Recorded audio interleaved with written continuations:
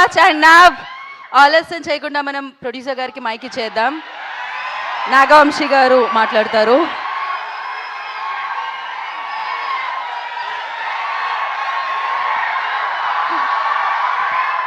Generally హీరోలకి అభిమానులు ఉంటారు, నాగవంశీ గారికి కూడా అభిమానులు ఉంటారు అనమాట. I love this. లేదు యా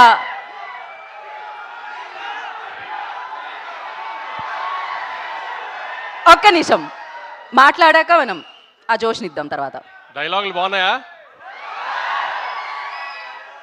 పంచులన్నీ పేలినాయా? సినిమా అంతా అలానే పంచులు అన్నీ చక్కగా పేలుతాయి. ఏదో పెద్ద కథ చెప్తాము, అదేంటి కొంచెం ఎమోషనల్గా ఫీల్ అవ్వటం అలాంటి ఏ ఉండవు.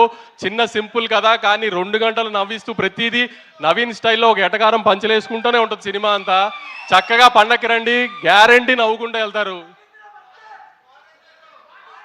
వద్దు, కాలర్ లైట్ గురించి ఇప్పుడు ఎందుకు, కానీ అన్నీ మనం తర్వాత చూసుకుందాం, దానికి చాలా టైం ఉంది. కాలర్లు ఎత్తడాలు అవన్నీ మే నుంచి స్టార్ట్ చేద్దాం, ఇప్పుడేం వద్దులే.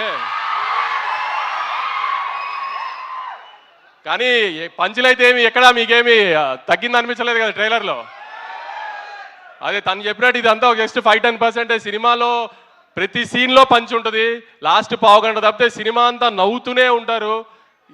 ఎట్టి పరిస్థితిలో నవీన్ అయితే డిసప్పాయింట్ చేయడు. తాను అన్నట్టు 1-2 సంవత్సరాల నుంచి ఒకటే కథ మీద కూర్చుని రాస్తూనే ఉన్నాడు. ఎంత ఫైన్ ట్యూన్ చేయగలిగాడు చేస్తూనే ఉన్నాడు.